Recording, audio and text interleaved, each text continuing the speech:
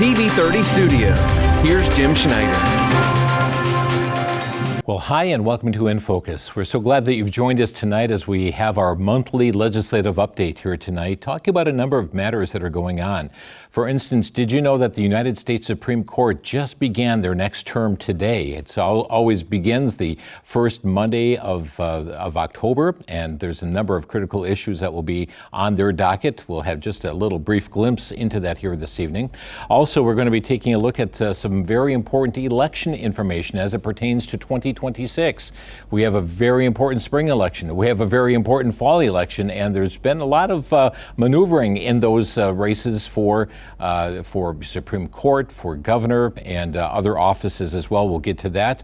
We'll also be sharing with you tonight some of the proclamations that have been coming from Governor Evers. One you may applaud. There's some that are causing concern across the state. And also we're going to be talking about a number of public policy issues, things that have been introduced, pieces of legislation into our state legislature, and many other public policy related matters. It's our privilege to have back for our legislative update Daniel Degner, who is the president of Wisconsin Family Council, and Sam Krebs, legislative director for Wisconsin Family Action. Gentlemen, good to have you here. Honored to be here. Thank you for having us.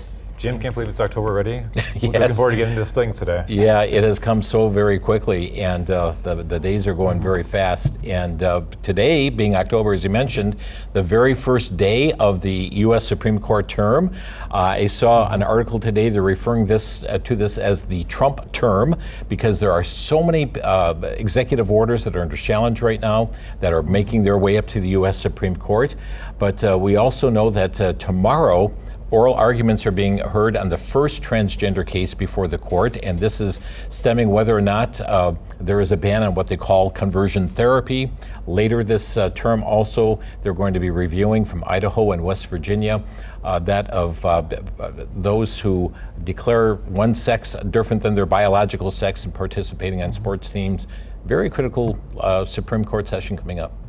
Oh, absolutely, especially that first case that'll be heard tomorrow. That deals with conversion therapy in the state of Colorado. And some of you may be wondering, well, what is conversion therapy? And I think it's not shock therapy. Yeah, and unfortunately what liberals have done is they've tried to say that any sort of time that anything's talked about conversion therapy, it's electroshock therapy, which our organization, we've never promoted that. I don't know of any doctors that are currently doing that, any therapists that are doing that, but really what they're trying to do is they're trying to say if a child is struggling with gender dysphoria, a person struggling with gender dysphoria, or homosexual behavior, same-sex attraction, and they go to a licensed counselor therapist and say, hey, I'm struggling with this identity. I know that God's made me to be a boy or God's made me to be a girl, and I need to be affirmed in the identity that God's created me to be in. What Governor Evers, as well as other liberal states, have said is, no, we don't want you to get the treatment that affirms biological gender. You can only get treatment that affirms an LGBT ideology. And so this case is huge for Colorado, but it'll have huge implications in Wisconsin, especially we talked about last month, Evers v. Markline, that decision. And unfortunately now in Wisconsin, the legislature and the people we vote for don't even have a say on that issues, but Evers, as Kane Evers, according to our state Supreme Court, he's the one that has unilaterally said, no, licensed counselors and therapists have to promote this gender ideology. Yeah. And you know, Sam, also we're going to be later this term as well having a case dealing with the matter of sports, biological males participating on girls' sports teams. Again, big implications across the nation. Indeed, Jim. I think, especially when we think about, I think we talked about in the show earlier in the summer, President Trump's executive order on the issue. Settle it for now. I think a big caveat is for now. The states of Wisconsin comply with President Trump's order to make sure that boys are in boys' sports and women in women's sports. But that could be temporary based on who becomes president next. So the Supreme Court case is actually critical to the long-term standing of these states who have passed bills that say boys cannot be playing in girls' sports. So it is really foundational to things that are coming up across the country. So, friends, we say all that to say this: be in prayer for the United States Supreme Court. They are hearing the oral arguments tomorrow on the first transgender case. Very likely we're not going to hear it till the end of the term, and they keep a lot of these controversial cases until the very end of the term before they release their decisions. But there are so many more things that this court is taking up or considering. For instance, Matt Staver from Liberty Counsel has a case before them with the county clerk, Kim Davis, who refused to issue same-sex marriage licenses to people of the same sex. And Matt has petitioned the court. We understand that the court is going to have a conference later in October deciding whether to take up that case or not. Yeah, it'll be interesting to see whether or not the court takes up that case. And I will say the previous case we talked about too, one of the things Wisconsin Family Action, our sister organization, did is we did sign an amicus brief on that one, protecting to save women's sports. And so it'll be really interesting to see what this court decides. And as you mentioned too, we probably won't know where a lot of these things shake out until the end of June. Right. Well, let's take a look at some of the proclamations that have come forth from the governor, Governor Tony Evers. This is one that has recently been issued mid-September. It's a proclamation on the Pregnancy and Infant Loss Awareness Month, and also October 15th as being Pregnancy and Infant Loss Remembrance Day. He issued these in the 17th of September, but just a word about this proclamation. Yeah, for starters, I'd say it's encouraging to see that Governor Evers is recognizing unborn life, especially those lives that are lost. And I just think of my own family story. We lost a child to an ectopic pregnancy and earlier in October of 2023. And my wife and I, we lost another child in May. And so I do appreciate the governor's words in there that he does call for us to remember and honor those children that have been lost. But I do also say that while we do point out the obvious hypocrisy with this is also the same governor, the same person who has advocated for radical abortion policy to take away any sort of protections for the unborn. And I'm thankful he's doing the right thing here by honoring those children that have unfortunately passed away, but still is advocating for the slaughter and the killing of many unborn children. Yeah, Jim, and I'd like to jump in there too to touch on that hypocrisy specifically, because in almost the same maybe week or so that he issued that proclamation, he also came out publicly and said that he would not be supportive of a bill that would actually define that pregnancy loss is not an abortion. And so he said he would veto it, right? He'd veto it, exactly. And to lay that out for folks at home, essentially legislators have come up with this idea that we need to define in law what is an abortion, what is not an abortion, because there are abortion activists that are out there saying abortions and miscarriages are the exact same thing. And I think the normal person would say that's pretty crazy, because there's a very important difference between those two things. Abortions are an intentional killing, and miscarriages are while tragic, are not on purpose. Right. And so, but they're trying to muddy the waters there with that, blurring the lines between those two issues to kind of get the public opinion on their side. And so you think it's intentional? Oh, it's 100% intentional. The medical director of Planned Parenthood Wisconsin came out earlier this year and said that there is no difference between miscarriages and abortions. You cannot differentiate them in any way.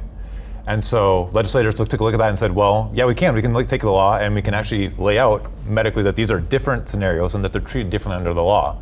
And that's the law that we're referring to, the bill that we're referring to, that Governor Evers, within the same breath of that, having that proclamation, said, I will absolutely 100% veto that bill. Yeah. And so just to touch on hypocrisy, it's crazy to me to say we recognize infant loss and how terrible it is, but in the same breath say, but we can't actually define in law what infant loss is. Yeah, and just even thinking of our own story, one of the things that's really hard for my wife and I is when we see these political ads that the pro-abortion lobby puts out to say that, a pro-life law or a pro-life position makes it so that women that have these miscarriages, ectopic pregnancies, these sort of really tragic things, they try to use this as an example to have abortion without any restrictions through all 9 months of pregnancy. And really, why I think the governor plans to veto this as well as have Democrats oppose this is they really don't want women to know that, no, they can have a miscarriage and get the treatment they deserve, while also it not being the same as intentionally killing a child. Well, keeping the public in the dark and mystifying and lies and deception, it's been part since Roe versus Wade, really, part of that decision. Let's look at another proclamation that came forth from Governor Evers. This is a proclamation in which he declared September 16th through the 23rd to be Bisexual Awareness Week, and then September 23rd is celebrate, yes, he wants the people of Wisconsin to celebrate Bisexuality Day. And in that paragraph on the proclamation, he says, whereas diversity makes the state stronger, enriching Wisconsin's communities and culture and ensuring the state's future success, and it's essential to recognize the diverse identities and experiences within the bisexual community that make each person's lived experiences unique, and goes on from there as well. They talk about truth, be safe, treated with dignity and respect, but Bisexual Awareness Week and Celebrate Bisexuality Day. Sam, your response to this? Oh, it's not surprising. It's something the governor frequently does, is lean into the radical ideology. I think people, for 8 years have seen him as like, oh, this nice old man, and he doesn't do anything crazy. Well, there's a crazy right there, just out in the open. But that's par for the course, is that they push radical things behind the scenes when people aren't watching. Daniel, also, he not only did that, but we also have him now this month of October that we are in there, Sam, LGBTQ History Month. Daniel, I'd like you to comment on this one here. And again, whereas as a continued efforts to combat hateful rhetoric, policies and legislation that targets LGBTQ Wisconsinites and LGBTQ kids in particular, I guess it's because it's the year of the kid, is needed to ensure that all LGBTQ people are treated equitably and with dignity under the law in the state and across the country, but having a special LGBTQ History Month. Well, and I think, Jim, this is something that Sam and I, when we were prepping for tonight's show, we were just wondering, it seems like every time we're on here, there's another proclamation that the governor is proclaiming to really advance this ideology. And one of the things we didn't get a chance to talk about as much with this last budget session is one of the things that happened with the Wisconsin Historical Society is they said for June they were not going to put the pride flag up. Now, this is an organization who has come out, has been very pro-LGBT on their website. They do tons of things when it comes to advancing LGBT ideology here in the month of October, and they say, oh, we need to do it for the LGBT History Month. But what they did say is, well, we're just not going to put the flag up in June. And Governor Evers came out and he threatened to take away all of their funding. So we see again and again what Democrats have, as well as the governor, is saying that unless you do 100% support of LGBT ideology, they will not support you. Yeah. I know, Sam, this is something too, and I know coming up here in October is National Coming Out Day, and there's other days this month. I can only expect Governor Evers is going to follow through on those as well. I think so, Jim. And the thing that I think is most concerning is it references kids in there, and I think it's a concerning trend among certain political people that they're focusing on the sexuality of children. There was recently a report that lamented, this is a study conducted by a university, it was overseas, but was published in an American journal, lamenting the fact that there is an inhibition of sexualizing children and how terrible it is that we feel uncomfortable about that. And I think that's a warning sign to people that when you see them referring to kids and their sexuality, that's a problem. That is something that we should be paying very close attention to. We're going to, we got tons of issues we'll talk about here tonight, but this is also just came out recently. There's a new law in Wisconsin right now, Wisconsin Act 34. And this is something, and here's the headline from the Center Square. New Wisconsin law heightens punishment for deep fake pornography. What's this all about? Sam? Yeah, so I think there's been a growing trend, and this is actually across all states, not just Republican or Democrat, this concern about what the emerging technologies like AI and things like that are having on society. And so one of those is the use of AI to create pornographic material. So you take any person, and then you can plaster their face over pornographic material. And so it not only creates multiple victims in that situation, so this law prohibits that for its penalties for utilizing that in a malicious way. Election year coming up, 2026, and lots of things happening already. Here's a headline that came from the Milwaukee Journal-Sentinel. U.S. Representative Tom Tiffany enters a 2026 race for Wisconsin governor, the third Republican in the field. And I guess even that's changing now too. Daniel. Yeah, well, I think it's good to see with Tom Tiffany coming in. Tom Tiffany has a really strong record from when he was in the state legislature. He's been in Congress now since 2020. His predecessor is Sean Duffy, who is now in the President Trump's administration. But Tom is going to be a very good candidate. Tom is probably the likely front runner. There was a public poll this last week that showed he has about 30% of Republican support. So he is the front runner from a polling perspective, but it also looks like he has a really strong case from a fundraising perspective as well. The other candidate, Josh Schoeman, is another great candidate. He's the county executive of Washington County and has some very strong conservative, especially Christian conservative sort of credentials and bona fides. And then the last candidate who's no longer in the race is Bill Berrien, which Bill dropped out, I forget if it was last week or 2 weeks ago after he had a scandal. Yeah, and a very scandal that many people it was shocking to many people to see some of that engagement there. I know, Sam, that there's, I saw a statement even coming from former Governor Tommy Thompson that said he might still throw his hat into the ring for this one. You know, I think if there is a statewide election, that Tommy Thompson will probably be considering whether he wants to run for that seat or not. And, you know, if that's something that he thinks is best for his family and best for him, he might give it a shot, but we'll have to see exactly what that happens. But I hope at his age he is taking time to spend with his kids and his grandkids as well. Yeah. And on the Democratic side, there's a whole host of candidates running. I think there's 7 or 8 at this point. There's a lot of candidates, and I will actually say the same poll that Dana referenced, the leader in that poll isn't even a candidate. So I think the Democrats have a lot to figure out when it comes to their primary, who's going to be the front runner for their race, and there are a lot of varied faces on that ticket that potentially that could head that up the Democratic ticket. You have people that are, I would say, very radical. There's one candidate that is a avowed socialist and very vulgar in her way of communicating her socialistic style policies. So that's someone who has jumped into the race. There's others candidates as well that have some similar positions. Should it be alarming to us that we are seeing the rise of Democrat socialists that are jumping in races across the country, whether it be New York City, whether it be that of Minneapolis? Sam? I think so, because I think you see the Democrat Party just generally, they're embracing those folks. So they aren't really much on the fringes anymore. They're part of a core tenet of what they're moving. They're winning races within the Democrat Party. So I think you have to evaluate Democrats not just on their positions, but also the positions that the socialists are taking, because they're starting to adopt some of those positions. And that's becoming more of the mainstream Democratic Party now. Yeah, and I saw an earlier kind of Facebook post and kind of comment from a political commentator, a conservative one, earlier this week that she basically was arguing, well, it's great that we have all these socialists in this race and far lefties in this race because they will move it further to the left. And one of the big concerns I have is, okay, yes, that might be good for political contrast if you want to contrast a Republican and a Democrat, but really I'm concerned because these people are running for governor. There's a good chance that whoever the Democrat nominee could become our governor. And I really want to make sure that we have a state where we can work with them on issues like marriage, family, life, religious liberty, these common sense family issues, regardless if they're Democrats or Republicans. And it is really scary to see either political party go way on an extreme one side or another. Wow.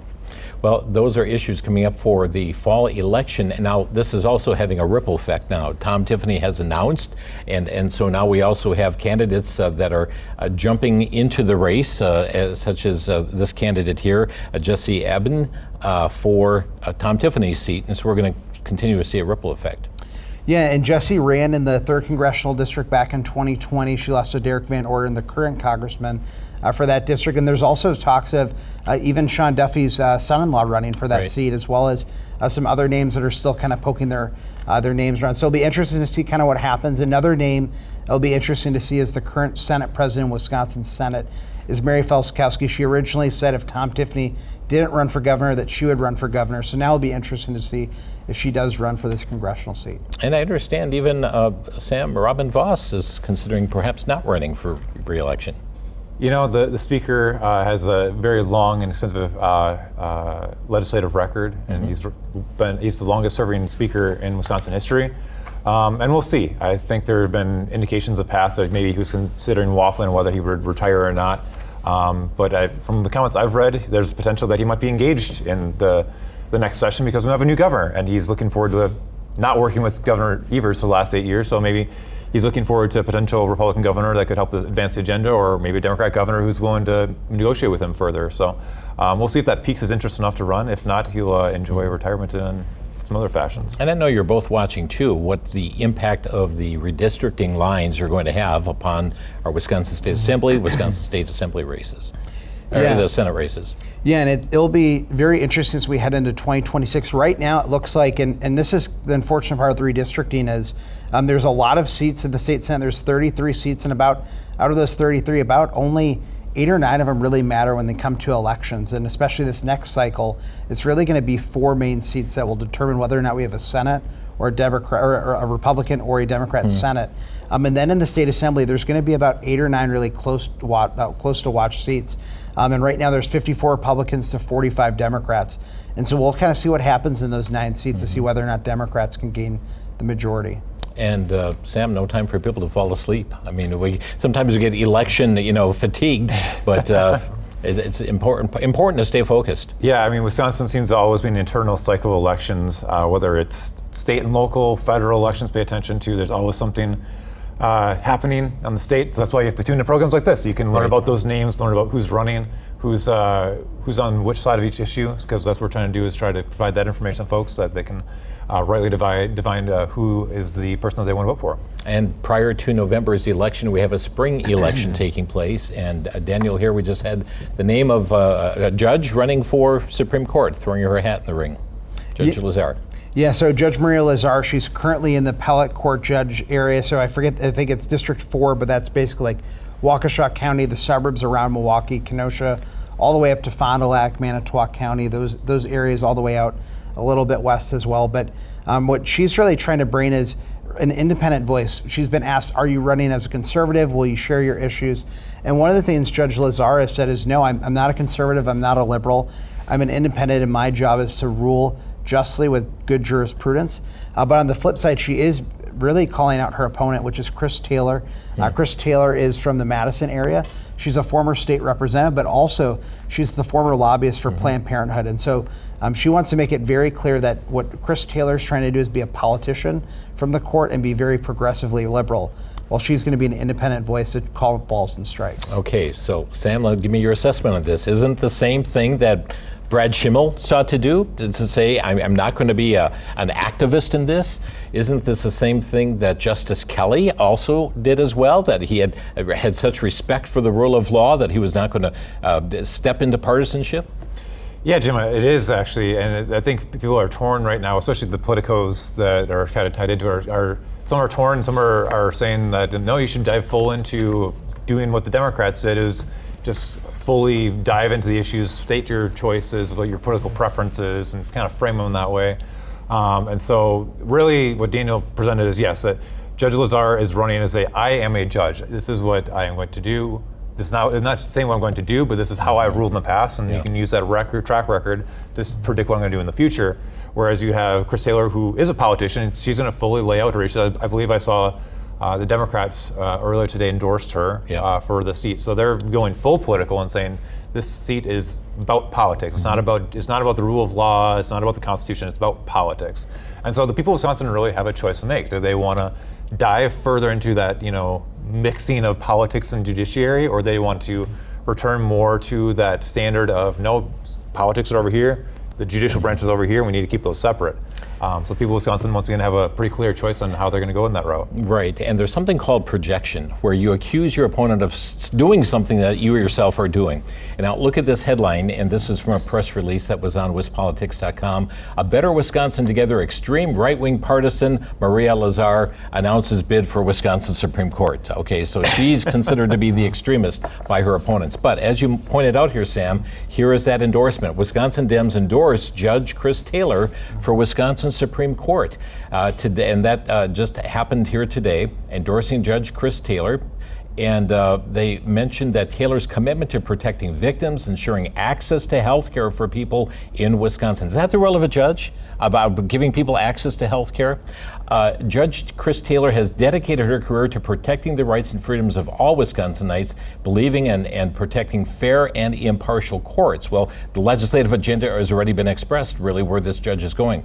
Judge Taylor also expressly served as the legal and policy director for Planned Parenthood. That's just what you said, where she advocated for access to reproductive health care for all Wisconsinites. With Justice Rebecca Bradley stepping down, right-wing politician Maria Lazar has announced her run for Wisconsin Supreme Court. Lazar has an extreme partisan record, as she has touted endorsements from election deniers and worked to take away Wisconsin's voting rights and defended the GOP's gerrymandered state legislative maps. Lazar's extreme views on reproductive health care also previously earned her the endorsement of the No Exceptions anti-abortion group Pro-Life Wisconsin. They only endorse candidates who agree with 100% of their platform, which includes banning fertility treatments and contraception.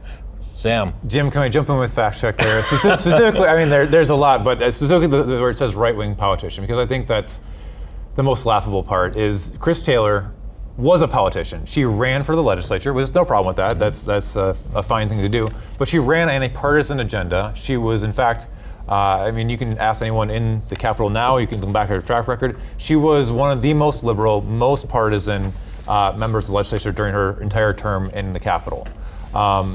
Contrast it with Maria Lazar. She has never run for a political office. She's run for judicial offices, but as an independent judicial candidate.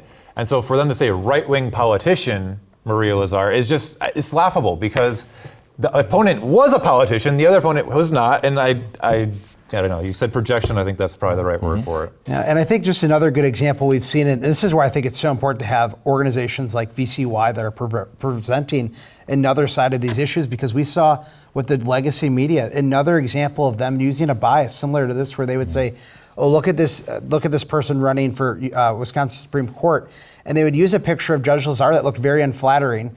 And then they go and say, oh, and look at Judge Chris Taylor, and look at how she looks like a judge, how professional she is.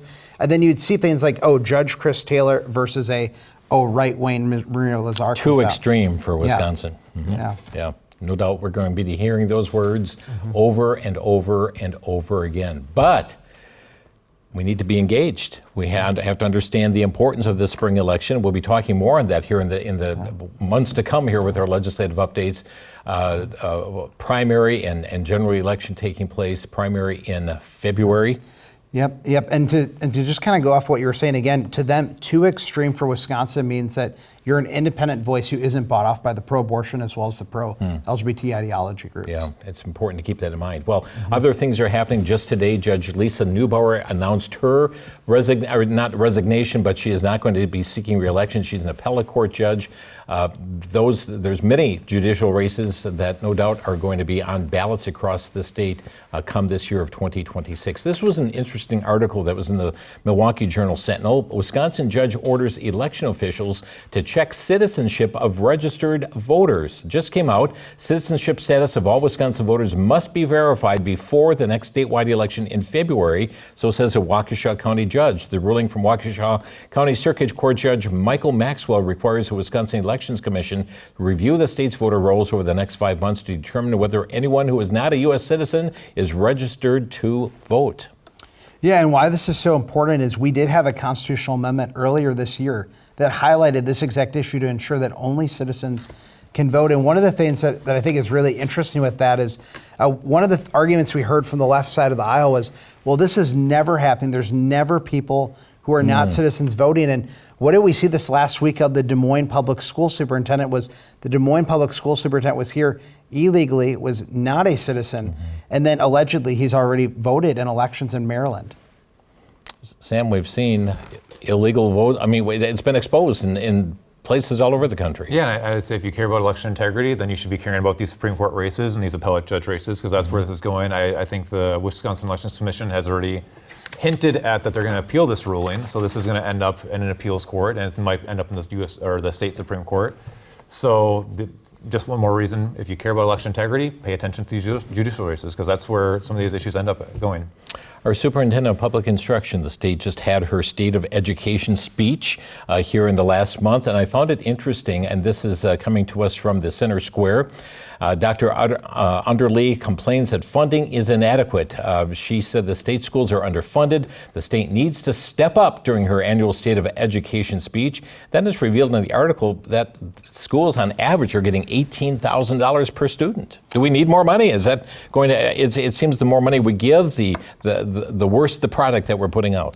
Yeah, well, absolutely. In our private schools, we're not getting $18,000 per student. And one of the things I just thought of when you mentioned that is this idea the state needs to step up. Well, one of the things I would encourage Dr. Underly is to make sure that we are stepping up our academic standards that we have in the state. Well, we've seen time and time again by Superintendent Underly, she keeps lowering the standards and lowering the standards for our students. And instead, we need to raise those standards and really make sure that we push our students to do better. But unfortunately for her, it's political, because if the standards go down, it helps her be able to message that she's actually doing her job. Where in fact, we've seen rates go lower and lower for test scores, regardless even of how much money we're spending on the upward. Yeah, truly Yeah, amazing. and Jim, I'd like to jump in there too, because I think the question that I just really wished the media would ask anyone who's saying we need more school funding is, what's the number? because the amount of school funding has gone up every year for over a decade now. And it's going to for the next couple hundred years. And I say, and it is, yeah. And so,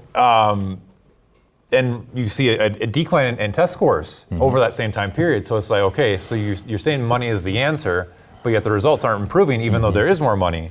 And so I would point to a study. I was recently reading a study that pointed out that there's a thing that people focus on, the achievement gap. So that's where certain students aren't doing as well, whether their socioeconomic background isn't the same. They're not doing as well. And so recently a report came out that the achievement gap is at its worst point in history. And the research that I was reading was that there's one solution that magically just gets rid of the achievement gap, just completely removes it. And so it's three factors. You have married biological parents, you have parents that care about their children, and they go to church once a week.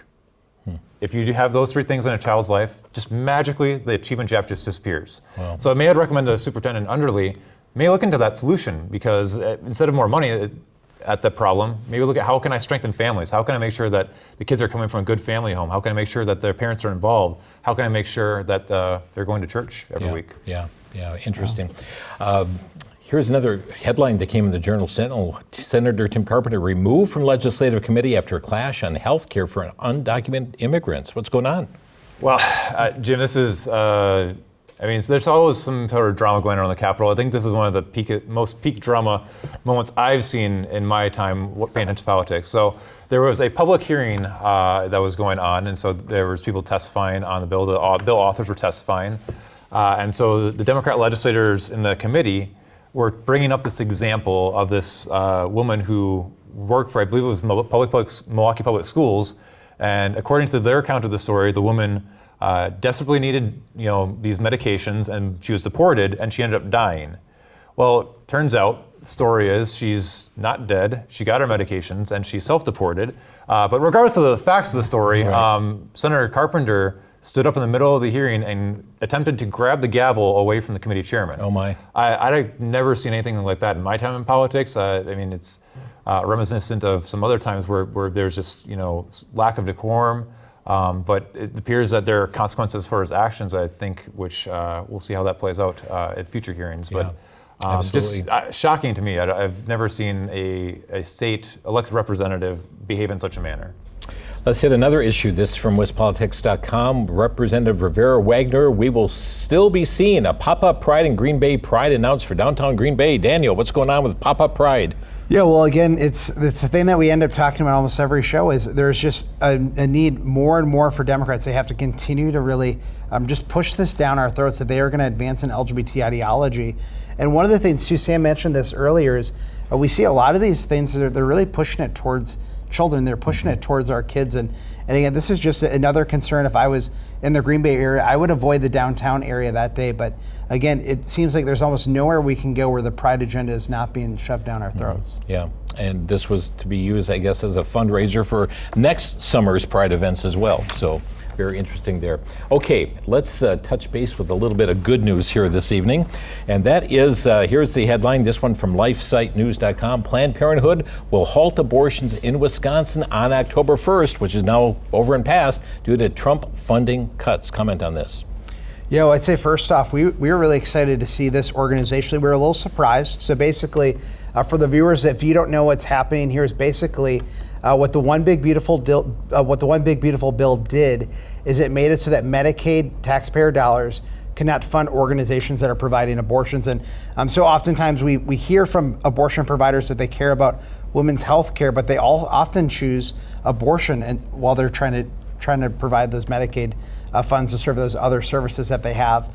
But what we were really surprised with is Planned Parenthood Wisconsin said, we're going to stop providing abortions because of this pause. And we think that's a great thing for our state. That's a great thing for Wisconsin. And one of the things we'll wait to see is, does Planned Parenthood continue this into next year? Kind of how long does that go? It does seem like they may be doing this as part of a lawsuit to try to, again, have the courts overturn it so that they would have to get Medicaid funding while providing abortions. But again, this just shows that really abortions were only happening through Planned Parenthood of Wisconsin as a result of the fungibility through Medicaid dollars. But overall, we see that there's 3 abortion clinics in Wisconsin that are not operating as a result of this. Praise God in Milwaukee, Sheboygan and Madison.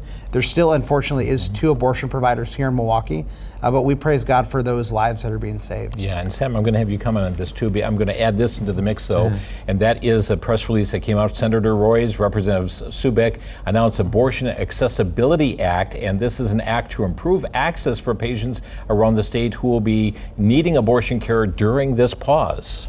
Yeah, I think that's important things to know. So it's my understanding that the President Trump's budget only does this temporarily. It's not a permanent 1 year fix. So people should keep that in mind. Contact your Congress people if you like that idea. To maybe continue that in a future budget. But also it reveals an uncomfortable truth about Planned Parenthood and their funding model, because once the Medicaid funding is in regards to people who are poor, and so like clearly their business model is focused on how do we get poor people to get abortions. And so that's their entire business model. There's essentially what they're admitting to the public is that we couldn't survive if we're not providing abortions to poor people.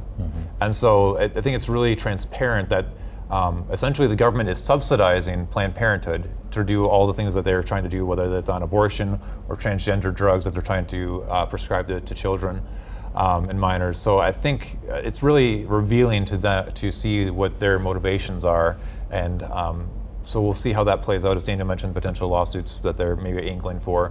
In regards to the bill that you mentioned, I haven't seen the exact text, but essentially what I think it's implying to me is that they're going to try to find ways to get around certain requirements in Wisconsin law. For example, right now, you're required to see a doctor if you want to go get an abortion. That's part of the deal, that if you want to go get an abortion, you should need to see a doctor. My understanding is that Democrats want to take that requirement away.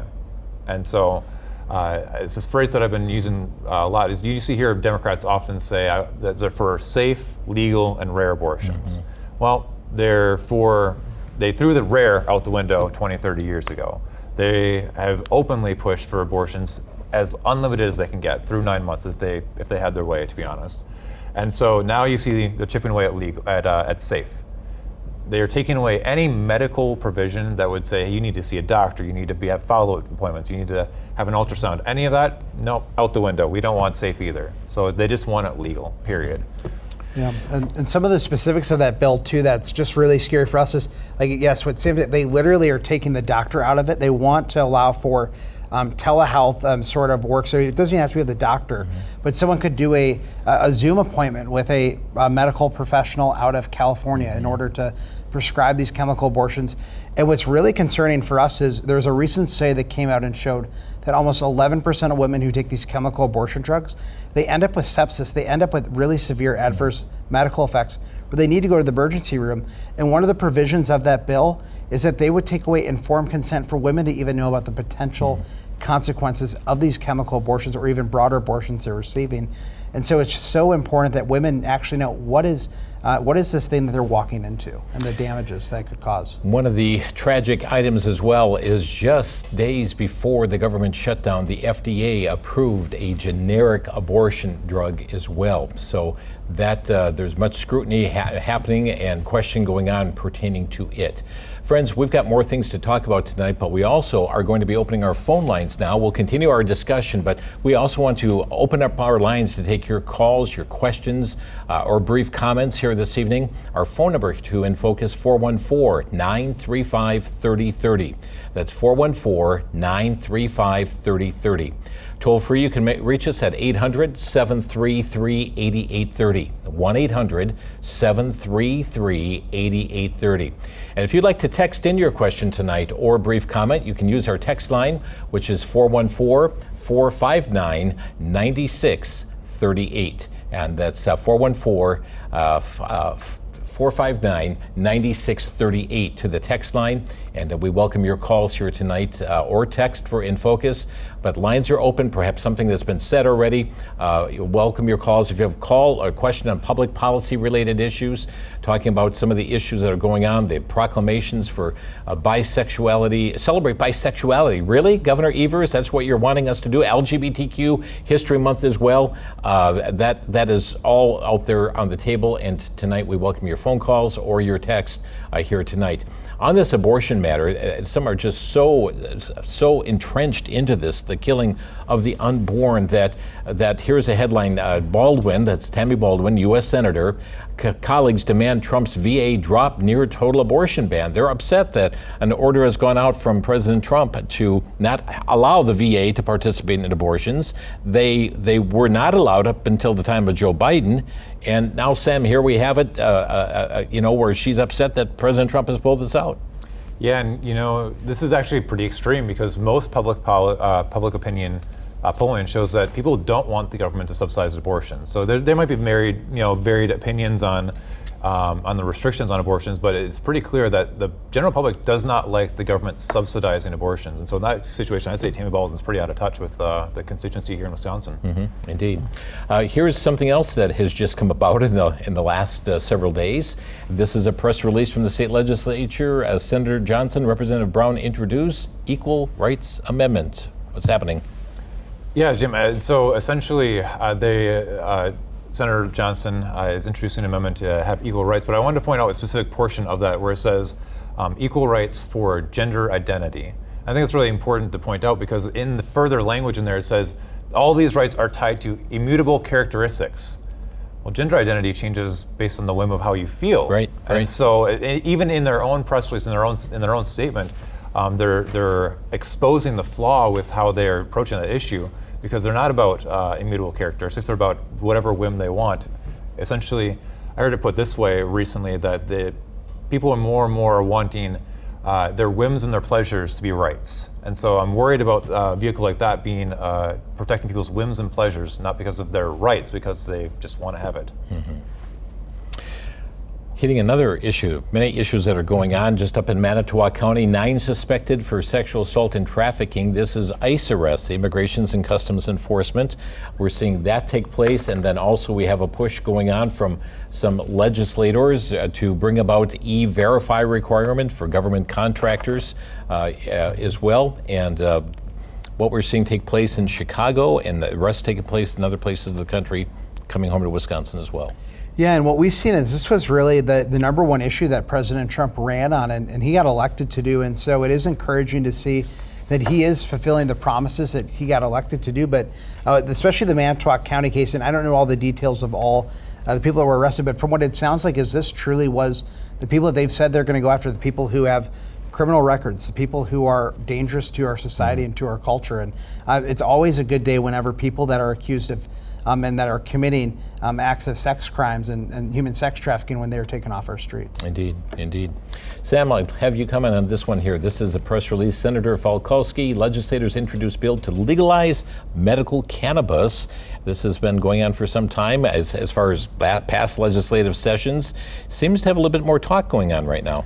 Yeah, it does, and I'll just point out this is a Republican who introduced this bill. So I think the Republican members of the legislature are maybe split on this issue a little bit. There's been varied opinions on how to approach the issue of marijuana, and we'll see how this plays out. The conversations I've ever had, I know there are several people who are strongly opposed to this because they see this as a gateway to legalize marijuana. I know the Speaker of the Assembly, Speaker Voss, came out recently and kind of panned this idea. Wasn't too thrilled with the execution of it. So we'll see kind of if it has any momentum this time around. It has not really gained much traction. There's been a few people that have pushed it forwards, but and some high-level people have pushed it forwards, but at this point it hasn't gained traction with the entire body of the legislature. Friends, we'd like to welcome your phone calls tonight. Get your comments on these issues. I mean, you've got legislators who are making these decisions on your behalf. Want the legalization of marijuana here in the state? We see some devastating impacts that have happened in places like Colorado and Oregon and other locations as well. Emergency room visits that have skyrocketed. Young people, younger and younger, though they'll put an age on this, 18 or 21, we see that the net effect is that the age is reduced as more and more young people get engaged with it. That's one of many issues we're talking about tonight. 414-935-3030 is our telephone number. 414-935-3030, toll free at 800-733-8830. And if you'd like to just text in your question or a brief comment, you can text it to 414-459-9630. 38. We'll keep the numbers on the screen. We welcome your phone calls this evening, your text. But what so often happens is people wait for the last 5 minutes of the program and then we can't get them in. Call right now with your question or comment, or get your text in right now as well. You're watching here in Focus. Yeah, and with that issue too, I just want to speak to the marijuana issue a little bit. One of the things I think we need to think through as conservatives too is we need to make sure we win within conservative mindsets and conservatives and Republicans. On this issue, we're seeing more and more Republicans that are open to the idea of marijuana. We even saw a candidate running for governor as a Republican this cycle, who came out and said that they would be open to recreational marijuana, not just medical, but open to recreational marijuana. Thankfully, that candidate is no longer in the race. But we need to continue to make sure that conservatives are aware of the dangers of marijuana legalization, medically as well as recreationally, because if we don't work within our own base and those people who identify as conservatives, we unfortunately probably will see marijuana legalized in Wisconsin. So. And I'll give the flip side perspective of that, because there is a pushback against that. I think there was recently a bill introduced that would clamp down on what you see the THC drinks and the THC gummies that have been out there. I know Milwaukee Journal Sentinel has actually done some extensive reporting on the harms that those are causing, especially with kids, because they're marketed almost in the same exact product and packaging as candy.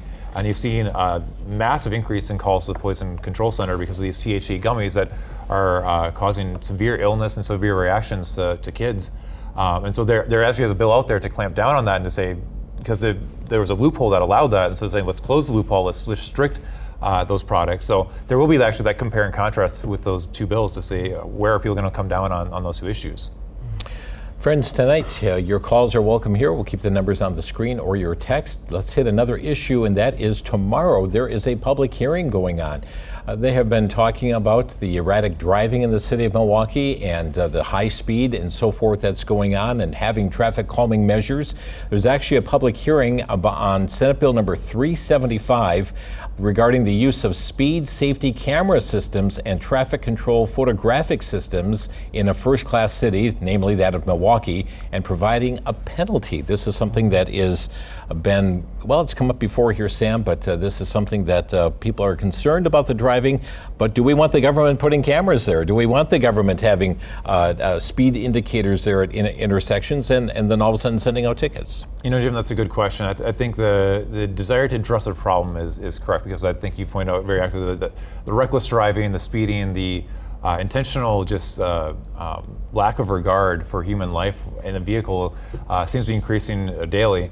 So I get the desire to address that problem. I don't know if that's the right vehicle from a conservative perspective, whether it's giving the government the power to use cameras and all that to track people. I'm not sure if that's quite the answer. I would turn to probably a different answer. Once again, Wisconsin Family Council, Wisconsin Family Action. I look to the family. How can we address these problems within the family? Because catching them is half the problem. Wouldn't it be better to address the problem to begin with, where these folks may are raised in homes where they're not being taught the value of human life on the road? Yeah, indeed. Let's go to the phone lines here. We have got Kevin calling from Milwaukee. And Kevin, you're on the air. Oh, I guess we lost Kevin in Milwaukee. We'll try and get him back here this evening. Let me just mention on this public hearing, it is taking place tomorrow. So tomorrow is when this committee is going to be hearing it. It is Tuesday, October 7th, 11 a.m. And that is going to be in the Summerfest East office building. So it's located, this public hearing happening right here in Milwaukee, where this is the first class city that this would impact. Yeah, it's interesting. And not often do they have these committee hearings in outside of Madison, but it is neat to see this one. The one thing I just noticed, just looking at the bill quickly too, is it does have some pretty broad bipartisan support. So we'll be interested to see if there's enough votes in the legislature, as well as how the governor will end up with it. Okay, let's hit a couple of bills that have been introduced since you were last with us on the program, or in early September. We have September 4th and September 15th, Assembly Bill 421 and Senate Bill 420. And this is dealing with the rights of nature ordinances. Do we really have those who are trying to make trees and rivers to have the human rights qualities, or what?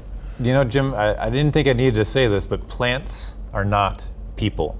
But it is, apparently it does need to be said, and there's a bill to say that exactly in law, but you'd be surprised why that's needed to be said, because in Milwaukee they actually passed a resolution saying, trying to give rights to bodies of water and plants.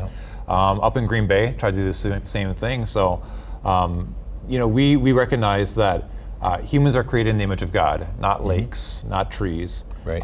And it's sad that there are some people that are trying to actually take away from humanity in that regard.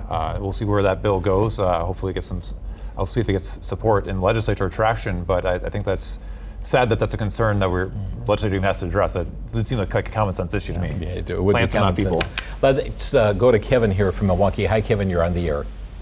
Hi, Jim. I've been listening to you for a long time. My concern is with these Viper smoke shops. They're selling something similar to marijuana, and they told me, yes, it gets you high. And why is this going on in Wisconsin? Yeah. Yep, and I'll be glad to answer that, Kevin. So that was the loophole I was talking about a little bit earlier. Was the federal government legalized the sale of hemp, which is a product that can be used for various different things, but you can also derive THC from a hemp product. And so when they were legalizing the hemp, because they didn't intend for it to be for the psychoactive effects, they just wanted it for whether it's research or rope or things like that, but in textiles. But what happened is there was a loophole that allowed people to exploit creating these THC kind of products, whether it's gummies or drinks or other kinds of foods.